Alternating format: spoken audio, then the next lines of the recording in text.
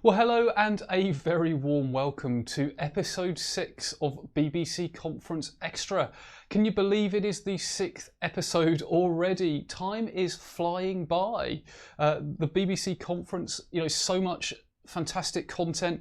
I'm sure you've been, like I, having the biggest challenge is knowing which sessions to attend. You sort of want to split yourself up and attend them all.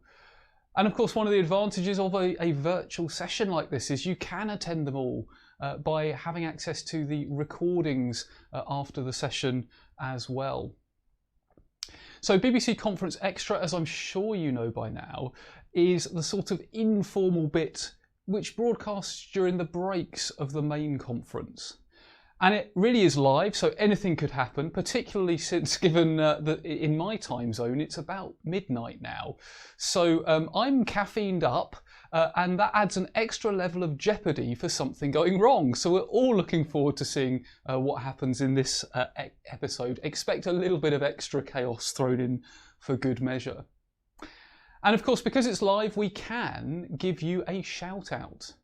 So if there's a particular speaker that you want to give some kudos to, if there's a particular learning point that you want to share and have read out live on air, or if there's just anything you want to celebrate, just head on over to shoutout.link. That's shoutout.link, and there's just a quick form you fill in there with your name and what you want read out, and we will read out as many as we possibly can. And now keep in mind, you really got to get a move on with that if you do want to, because we've got this episode and one tiny episode tomorrow, and that's your lot. So do get your shout outs in if you would like to have one read out. Also, do remember the BBC is always a very social conference. I'm sure you will be engaging with the various discussion boards on the app, but also think about sharing your experiences with the wider world on social media as well. I've been looking on LinkedIn and Twitter. There's quite a lot happening there. All you need to do is tune into and use the conference hashtag, which is hashtag BBCConf. That's hashtag BBCConf. It's a great way of connecting with other people in our community so that we've got like a virtual community of practice, both at the conference, but connecting that outside the world with the outside world as well, so that we can all exchange information and learn as a wide community of practitioners. So we've got two fantastic topics for you in this episode, and I'm really pleased to say that this is like an extended bumper episode. We've got 40 minutes rather than the normal 30 minutes, and we're going to start by talking about the tricky topic of change and how we might need to change how change works. And we're going to talk about different themes that might be emerging from the conference, and more importantly, what they might mean for us as practitioners, whatever type of practitioner you happen to be. We've got a really distinguished panel of guests who in many ways need no introduction whatsoever. They are all on the organising committee for this conference. We have Gladys Lam, who is principal and co-founder of Business Rules Solutions. We have Ron Ross, who is also principal and co-founder of Business Rules Solutions. We have Roger Burlton, president of Process Renewal Group, and Jared Gorai, who is director of chapters and membership engagement at IIBA. So Gladys, Ron, Roger, Jared, thank you very much for joining us. Thanks, Adrian. It's a pleasure to be here. Excellent. So, my first question, looking at the conference agenda and the sessions that you've attended, what would you say the key themes are that you see emerging from the conference? And what does this mean for practitioners of change? So, how about, let's put that one to Jared first. What do you make of that one? So, Adrian, I think the biggest theme that I'm hearing is the need for connectivity. As we were saying in the break earlier, the BBC Extra has been so well received, and the chat has been blowing up. People really miss that human interaction and that human touch. I also think that, if you want to go to change, we all know that we're change agents and that we're experiencing change, obviously on a global scale at the moment. And everyone is just looking out for everyone else and hoping to push that change forward. Yeah. So actually looking out for each other, having that connection and that human side, that's a really interesting angle. Gladys, do you have any thoughts about themes emerging from the conference? Well, what I hear a few times now is being a bridge from getting business vision into reality. And yesterday I interviewed Lynn Amaro, who's the chief architect of United Health. And she said it really well. She said when she talks to executives, she says to them, I am the ambassador of your dreams. Wow. Meaning, wow, yeah, that's what I thought. Wow. So, if we can be ambassadors of making business vision happen, I think that will be a great thing. Wow, ambassadors have to make sure that we're not delivering nightmares at the same time. Dreams. Yeah. Dreams. Oh, okay, I get it. Positive dreams. So Roger, do you think we're ambassadors of dreams? What would you add in terms of themes? I really like the idea of connectivity, but I think it's at the professional level as well. I mean, my big takeaway, and it might be self-fulfilling because I'm only going to the things I want to listen to. It's connect the dots. And I think as professionals, we can't just be good at something. We got to connect it up with all the other things, which ties into what Gladys was saying. How do we sort of execute strategy? But we got to learn to go beyond our little silos of ourselves. And I think the pandemic is forcing us to do that. And we have to reach out to connect things up. So connection on a personal level, on a professional level, and also at a conceptual level, connecting different concepts as well. And as well as being that sort of ambassador, that bridge, that ambassador. Ron, what's your take on things? First, Adrian, I have a question for you. Okay. Which is, are you the animated Adrian or are you the real Adrian? It will make a difference as to how I answer the questions. So I am the real Adrian. I can't tell. It's a virtual world. It's a virtual community. I can't tell. I think probing assumptions is the key question or theme that I've heard. And as we know, in a virtual world, you don't get a lot of body language, and you certainly don't get the side conversations that you would otherwise get. And so we're going to have to learn to do, I don't know that we'll ever be completely face-to-face again. I don't think that's going to happen. So I think that what we really need is critical thinking tools that will enable us to probe assumptions in a more sort of scientific or fact-based way. So critical thinking skills, we're craving connection at a personal and a professional level. We're being ambassadors of dreams. We're sort of helping people towards their strategy. And I mean, I suppose, and I'll put this question out to whoever wants to scramble for it first, and then we'll have a conversation about it. But I mean, it clearly, I think it's fair to say the pandemic has accelerated change in many areas. That change may well have been happening at a slower pace, but it's arguably accelerated it. And it's probably accurate to say we're living in a series of next normals. It's not like we've reached a new normal yet. Things are changing, adapting all the time. So can you give an example of something you think that the pandemic has changed, either positive or negative, and its impact on how organizations facilitate change? Well, it's changed this conference. Yeah, that's for sure. Hugely disruptive. And we're all adjusting to it, continue to adjust to it. We've actually designed the conference twice this year, and that's had us scramble. But I think with some very positive results, your sessions, Adrian, being one example of that. Fantastic, thank you. I agree with Ron. It's like we're all in the business of making change happen. We're good at it until it comes to ourselves, like most executives in organizations.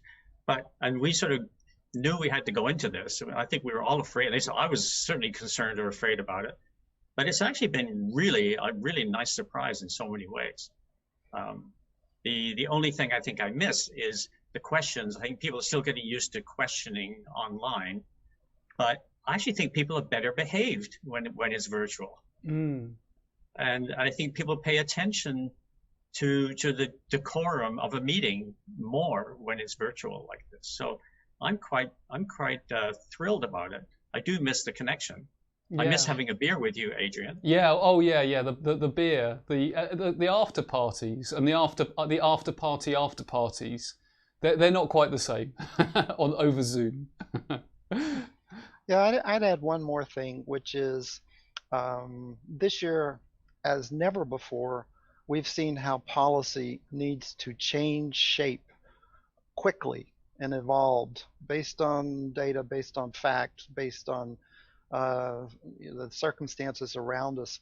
And so a key issue that the pandemic should be highlighting, and I think it is, how do you roll out policy, new policy, better shaped policy more effectively than ever? That's really interesting, Ron. And just as you're talking there, and I'm thinking on my feet here, which is always dangerous, but I'm thinking there's probably an extension of that says not just how do we roll out policy, so in a governmental sense legislate for the policy, in an organizational sense decide, but then there's all of the rules and procedures which actually enact that policy. So presumably an extension of what you're saying is how do we get really good at not just deciding it and knowing, making an informed evidence-based decision, but then how do we actually get that into force? Yeah, it's the whole value stream of governance. That's what we're talking about from beginning to end. That has to be streamlined, rethought, re-engineered. Yeah, yeah. Yeah, we were working with an organization all the way through this that makes toilet paper. Wow. And so if you want to see policy change on the fly, because they had impossible demand and they had to do it and they met it, but all the policies went out the window and new ones came in. Ron, I'm sure you got a joke about the toilet paper. Oh, I do. Speaking of fly out the window, and I don't know what else. But Roger, I think, the changes has affected everyone, and there are so many organizations that were totally against remote workers, right? It won't work. We can't work virtually. We can't do it. And the pandemic came, and it threw that idea out the window. All of a sudden, it was not that we can't. How do we make it happen? Do we have to, right? And I think that was a big learning for a lot of organizations. And now organizations are going, do we need to go back? Yeah. Even if the pandemic were over today, would we go back to the office? Yeah. So I think motivation is a big aspect in all of this. You get the right motivation, you can do anything you want. You can change anything you want. Yeah. Which it should work. We're seeing that change in culture, I think. From my perspective, I've been working remotely all the time. So now people are just stepping up and just finally find the same way of working. So it does work. You're so far ahead of us, Gladys. Gladys is always the leader, always the thought leader. And Thank you. And it is interesting, isn't it? Because I suppose that is all about us as practitioners, but also the organizations we work for, questioning assumptions. And I think Ron was saying, we need to get better at actually looking at the evidence to base policy on evidence or words to those effects. So I guess it's challenged us all in different ways. So, one thing that I suppose is sort of inevitable, it was very likely that this was going to be a theme, but one thing I've noticed is there's, quite rightly a bit of a theme or a lot of talk about organizational agility. But the thing about organizational business agility is it sort of means different things to different people, or at least in my experience, it means different things to different people. And I was wondering, what does this mean from your perspective, and what enables it? And how could we as individual practitioners contribute towards the agility of our organizations? And Gladys, I'll put that to you first. Sure. For us, if I were to use the usual comments I give agility, to get agility is to be able to change your rules fast. And this pandemic shows that, because the rules are changing every day. Here in Canada, your restaurant rules, how many people can sit together, when you can open, when you can serve liquor to. It's just the rules change, and it dictates our life. when I can go shopping even. So for an organization to adapt, and it just brings that right up to the forefront now, that rules is important and you have to be able to change it quickly. And the ones that can adapt faster, can change your sit down menu to take out menu quickly. All of a sudden they have a leg up, or at least they can sustain their business. So being able to, first of all, know your rules, which is the number one thing, and then be able to change it. It's, what I say, it's going to put your business ahead. Yeah. So know the rules and have the flexibility to, I suppose, then know the processes, so you can change and adapt the processes and all of the things that sort of support those. Yeah. So anyone else that would like to chip in? Yeah, I would on this. I think, though, I'm a little skeptical on this one, because I think we're all really good and everybody gets passionate and excited about we've got to do something. The fire drill just motivates everybody and everybody jumps in and they'll change the menu, they change what they're doing. But I still don't think we're doing original design for deliberate change. In other words, we don't design for change, we react to the need for change. And I think that, to me, that's the big thing that I still think that probably hasn't sunk in yet, because everyone's really excited about making change happen, but not thinking about designing a business which inherently will continue to change all the time. For once, I agree with Roger 100%. It never happens. This is the first time ever, so I don't know what this is all about. But I think people need to be more careful about the difference between organizational agility and business agility, and they're really not the same thing. That's one of the reasons why John Zachman and Roger and I wrote the Business Agility Manifesto a few years ago, is to get at what is that underlying enablement, infrastructure and so on, that can provide for continuous change. So in your view, Ron, would you say that, and again, I'm to some extent thinking on my feet here, but almost to have that level of agility, the organization needs to develop almost like dynamic capabilities. It needs to have the ability to change itself. It needs to be almost metaphorically like a living organism that can change its boundaries. It can, absorb a competitor, or it can slim down. Is that the sort of agility that you envisage? You have to be designed for change. That is, you have to know what it is that you know, and be able to apply what it is your knowledge in new and dynamic ways. And that doesn't happen by accident. It has to be engineered. Yeah. I think you also have to know what you don't know, if that's possible, and be able to deal with the unknown. So running scenarios and doing what ifs and saying, going back to the old approach of business scenario analysis, run the scenarios. Try it out. Say, can we accommodate those kind of changes? I think that old skill needs to come back. Jared, what's your take on agility and organizational and business agility? And I guess because it's interesting, because I know you're deeply ingrained, deeply involved in IIBA. What's IIBA's take on agility? Well, I mean, obviously, agility is important in various levels, to organizational or even project agility, which is where we typically live. But I did want to touch on what Roger had said, where we are reacting. We are so reactionary because of this pandemic. It has forced us to react. And I think for a truly agile organization, I think in order for that to be as efficient as possible, we have to have empowerment of our people to do it, because it can't just be, the leader, the CEO says, this is how we're going to change. It, especially in a large organization, that the entire organization has to move in one direction, right? So you have to know where you're going. So you have to have a strong vision of where you're going, and then the entire organization at various levels has to move in that thing. But I think this case, we're reacting to a unseen and unplanned event, which is why we're changing at the speed we're changing. But typically, you'd want to plan it so you wouldn't be reactionary. Yeah. So I think Jared, I think I spoke over your last words there. Apologies.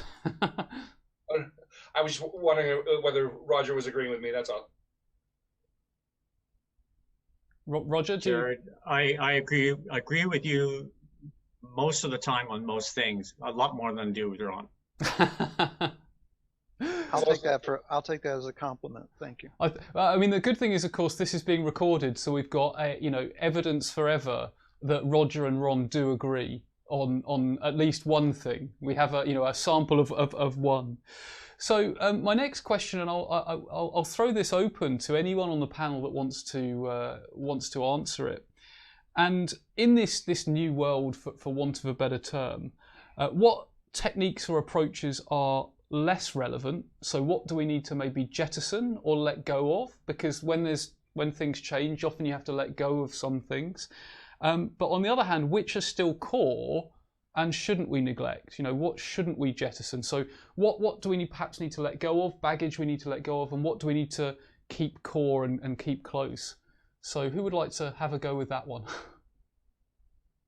Well, I'll pick up on what Jared was saying, empowerment. How do you empower your employees? And I'm going back to the bread and butter for us, is for them to be empowered, they have to have knowledge of the corporation, their knowledge. And when I say knowledge, is the stuff that I always say, make you smart, make the business smart, right? That has the strategy, maybe, the kind of strategy that put you in a forefront thinking instead of reactive thinking, your concept, your rules, your decisions, all of that, and having that knowledge, then you can be empowered, because when I understand, I have the knowledge, I can give in some responsibility to react, be trusted that you will make the right decision. Mm-hmm. So knowledge, concept modeling, rules, all of those sorts of things still very much at the forefront. So can I jump in, Adrian? Yeah, please. I think there's also another thing there, Gladys. I think the organizations that are have this culture where making mistakes has such a bad connotation, right? We're going to make mistakes as we progress through this rapid change. The idea is not to be held certainly be held responsible for the mistakes, but maybe not to our detriment, so that we learn from those mistakes and move on.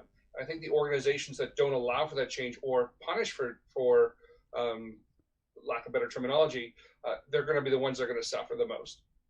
So, which I guess, Jared, implies a cultural shift away from a blame culture and towards, if I'm understanding you correctly, towards a culture which actually rewards experimentation rather than risk aversion. Absolutely. Thank you, Adrian. You said it much better than I did. It's not midnight here. I would also say, though, that we got to be careful we don't go too far the other way. The opposite of too much structure is not complete. I mean, the antidote is not complete abandonment of all rules and controls and governance over what happens. The talk I gave yesterday, it was just called Freedom Within a Framework. And the idea is that, you have to figure out where you can let people be free to be empowered, and where you have to be locked down. Because I can't all of a sudden abandon all my governance rules, whereby I'll be shut down by the government because I didn't comply with the requirement. But then within those, how much freedom can we give people? And it's I think as long as people are clear on the framework and then say, okay, I'll go at it, then I think we're good to go. And I think our challenge is to balance those two things off and find the right mix. Yeah, I mean, rules and frameworks and blueprints, if they are the correct kind of frameworks, they don't slow you down, they speed you up. But they do steer you away from the unacceptable risk. And so we can't be completely risk-free. I mean, we have to know where the deep risk, the big risk lie, and avoid those. Yeah.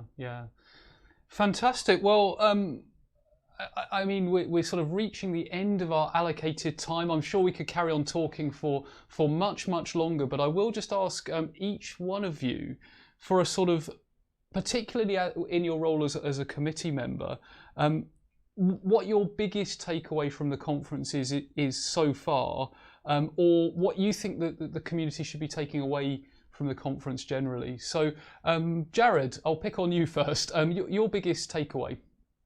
So it's something I mentioned in my session today. It's been continuous learning, right? The people that have attended BBC this week so far, my hat's off to you. I wasn't sure that so many people would attend virtually, like during the sessions. I thought a lot of people would do it at their own leisure, sort of thing. So continuous learning has been huge. The community is really coming together. I've heard a couple of comments actually saying that this might be one of the best BBCs they've ever attended. Awesome. Which blew me away. It's been an awesome experience, and we still have another day to go. And of course, there's the IIBA reception tonight, which I have to kind of give that plug to. Yeah, absolutely. IIBA with the elicitation cocktail, I believe. That is correct. A bright orange cocktail. So yeah, absolutely. So Gladys, biggest takeaway from your perspective? Okay, well, you talk about what a positive change from the pandemic. And this is one, I think, for the conference. You know, in previous years, BBC is just conference, you're here, and then you're gone.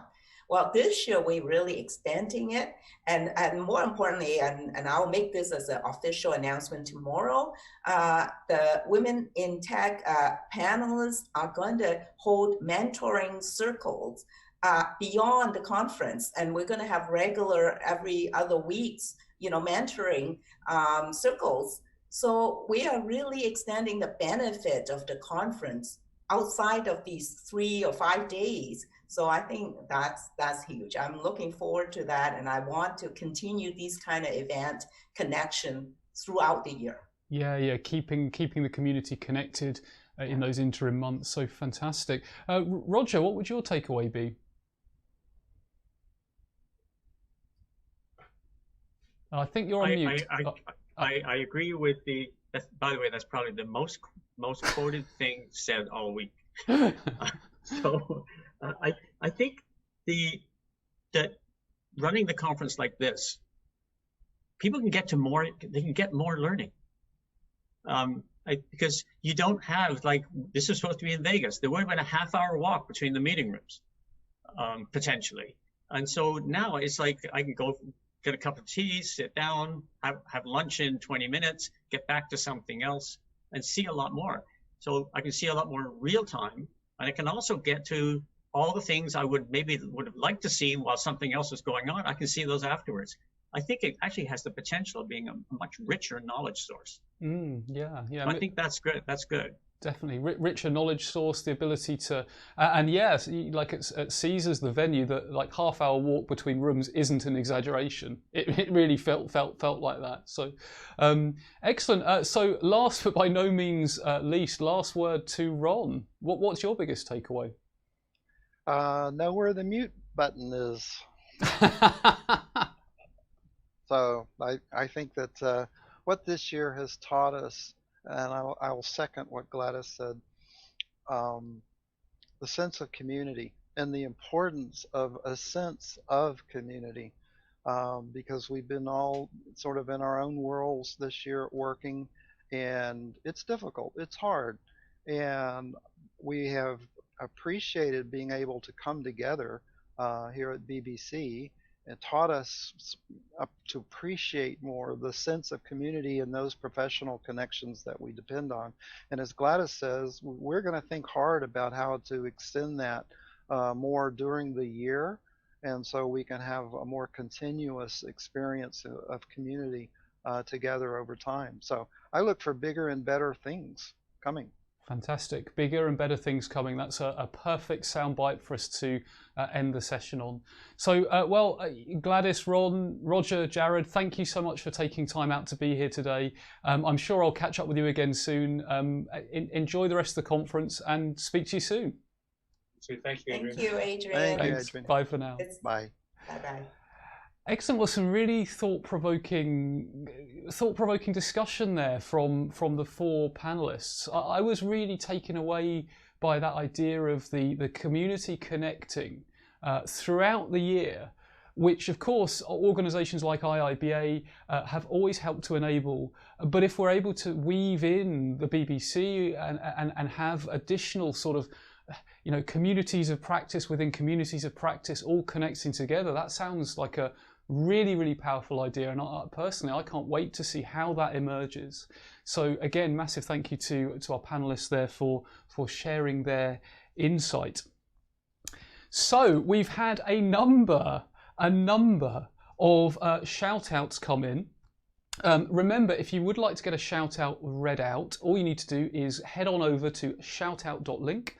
That is shoutout.link, and we will read out as many as we possibly can. But your time is running out with that because we've got a limited number of shows remaining. So first of all, Lee says, many thanks to Shamika and Joanne for sharing their journey of accelerating value through business architecture.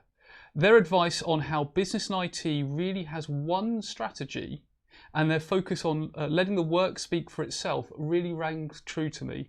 So kudos there to Shamika and Joanne for their presentation. Vic would like to give a big shout out to Danelkis. Vic says that Danelkis's encouragement helped me believe in myself, and this next bit's in capitals, I got the promotion. So kudos there to Danelkis and Vic. I don't know what the promotion was, but that sounds awesome. So congratulations to you, Vic, as well. Vidya says, thanks to Laurie Silverman for sharing insights and perspectives on spearheading decisions with data. Love your passion on the topic.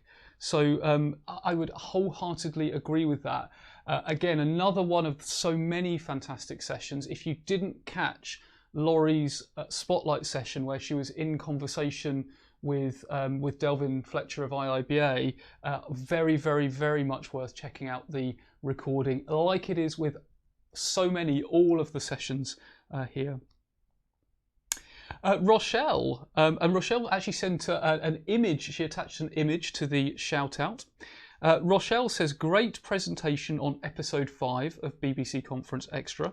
I like what Shamika and Joanne said about focusing on the outcomes rather than the business architecture process. This will help get stakeholder engagement and buy-in. And you'll see she took a screenshot or a picture of the screen there when I was speaking to Shamika and Joanne. So again, kudos to, double kudos there to Shamika and Joanne. And thank you very much to Rochelle for sending that in. We then have 2 shout outs from Emily. So Emily got very active on the shout out form there. Firstly, we appreciate Adrian Reed's dedication to hosting the extras at all the weird hours. Thank you, Emily. It's now midnight midnight on whatever day it is. I don't know what time zone it is or whether I'm supposed to be eating or sleeping anymore. So I'll just have some more caffeine because I always find that's the best way to get through. But really has been my pleasure in all seriousness. Emily also says, thank you to Hannah and Eleanor for your October the 21st presentation, stepping into strategic analysis during agile transformation. I admire your courage in sharing your story about the failure and how you pivoted to achieve success. So again, kudos to Hannah and Eleanor there, and thank you, Emily, for that. And it's an interesting point, isn't it? That actually as practitioners, we can learn from other practitioners who step forward and are bold enough to say, we tried this, it didn't work. This is how we made it work. So that's a really interesting, if you think about the theme that was emerging, or one of the themes that was emerging in our panel discussion just then around experimentation. And I think Jared was saying, sometimes things will fail and we need to be okay with that. An interesting similarity there. So I can actually see on the monitor we've got at least another one shout out that's come in just as I was speaking there. We'll see if we can get that in later in the show. Do remember, by the way, another common thread that is running through these live stream episodes is a competition. So how would you feel about getting a free ticket to the 2021 BBC without having to grovel to your manager, without having to write a business case? Well, if you get even more active on social media, you could be in with a chance of winning a 3-day ticket to the BBC 2021 in whatever form that may take. All you need to do is use the official conference hashtag, which is BBCConf, On LinkedIn or Twitter, share your favorite conference moment. You might want to take a photo, you might want to share some mind maps, or however you've taken notes. Sharing really is caring. One lucky winner will be announced shortly after the conference has closed. T's and C's, of course, do apply. Every single update you make on LinkedIn or Twitter with that hashtag will count as one entry. So, get tweeting and get LinkedIning, if that's a word.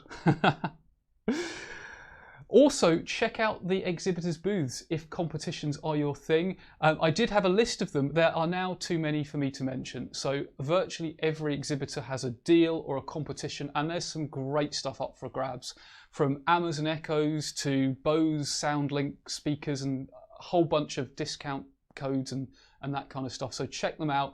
Go speak to the exhibitors. They're an important part of the conference as well. So make the most of their time here and get to know them as well. Which moves us on to the second item in this episode. We've talked about changing change.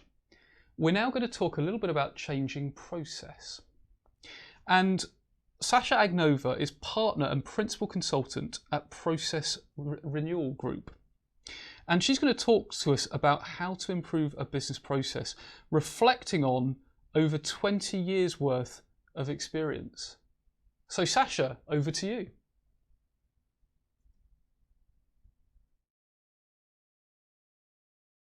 Hello everyone, my name is Sasha Agnova. I'm a partner with the Process Renewal Group. In our consulting practice, we specialize in helping organizations across many industries implement process management best practice to support their key strategic objectives and improve how they operate their business on a day-to-day basis through process improvement. In this brief video, I want to share with you key lessons I learned from over 20 years of working in the process management field. I want to start at the very beginning. Why do companies do process work in the first place? Well, can you visualize an alternative? Even a small business of 10 people need to do process work. They may not call it that. They might just call it an operations manual or something similar to that. But in essence, they are developing a formal way to describe what needs to get done and who does it. Otherwise, there is potential for chaos, even in such a small team. There can exist confusion over roles, and some key elements of the business can get missed. It only gets magnified in larger companies. Process definitions are the basis of determining everything that needs to get done, where everyone fits in the organization. It enables consistency and provides a common language of communication between very different teams, for example, logistics, operations, marketing. As well, it provides a landscape of the organization to help navigate through changes regarding of the magnitude of the change. As the complexity of the business grows, so grows the need for the process management capability to keep up with the business. Going beyond standalone process improvement into a more organized company-wide process management discipline allows the business to answer more difficult questions beyond how to make a process work better.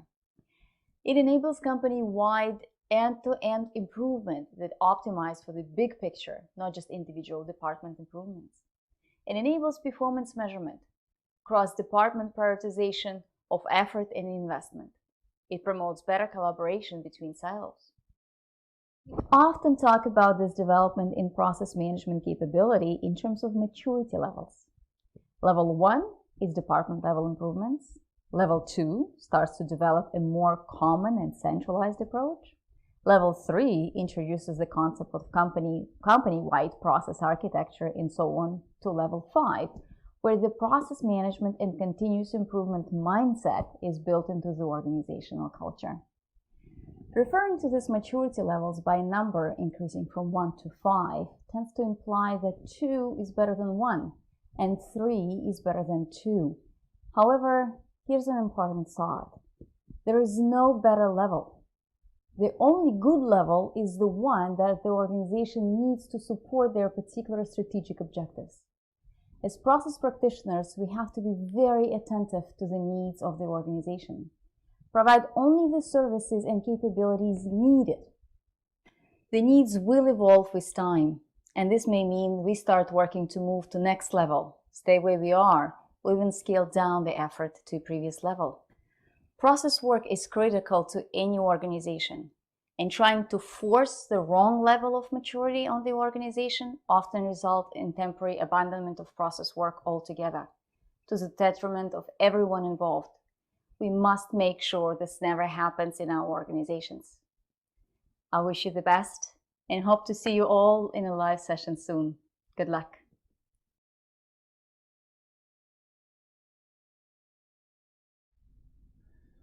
Fantastic. So some real useful takeaways there. I'm sure we'll all agree. Some things for us to think about, some patterns, and a really sort of so much insight in such a relatively short amount of time there. So we're nearly out of time, and we've had like almost a flood of shout outs. So I'm gonna read as many of them out as I can in the time we have remaining. So I haven't had a chance to pre-read these, which is always a bit dangerous.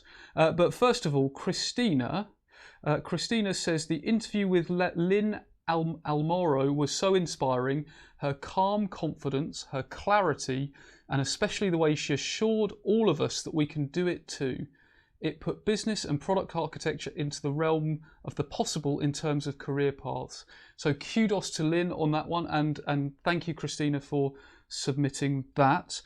Rosalind says, this shout out is to Adrian Reed for the amazing and super engaging BBC Extra session. Also, I just want to let everyone know that the Global Business Analysis Salary Survey results are out. Fantastic. You'll get a free summarised report. Log on to www.iiba.org for more info. That is www.iiba.org for more details. So thank you very much for your kind words, Rosalind. And yeah, think about it, you know, Global Business Analysis Salary Survey. Who wouldn't want to get the free summarised report? So again, the URL there, www.iiba.org. Thank you very much, Rosalind. Maria says, thank you to Karen and Alec for being the best boss and co-worker. Wow, that's an awesome thing to say. Colorado represent. So excellent. Thank you very much, Maria, and kudos to Karen and Alec. We have, I think it's Kanwara Beer. Kanwara Beer. Apologies if I'm mispronouncing your name. It's very late where I am. And Kanwara Beer says, attended a variety of wonderful virtual sessions and learnt a lot on topics. I could have achieved more if I was not working along both computers side by side. Oh, aren't we all feeling the multitasking sometimes? That is one con of virtual conferences. I could not completely disappear and immerse myself in the conference mode. That's so very, very true, isn't it? Because we're not all in Vegas, we are still sometimes at the beck and call of emails and, other such things as well. So we unfortunately don't have any more time for shout outs right now. Remember, you can submit your shout outs through shoutout.link. We are next back at 9:55 tomorrow Pacific time for a final episode that is only 10 minutes long, and that will be our goodbye, the BBC Conference Extra goodbye for this year at least. Who knows about next year? And it will be really just time for a quick reflection with Vince Mirabelli. So don't miss that one. So thank you for tuning in. Enjoy the rest of the conference. I'm going to go and grab more coffee now. And goodbye for now. See you soon.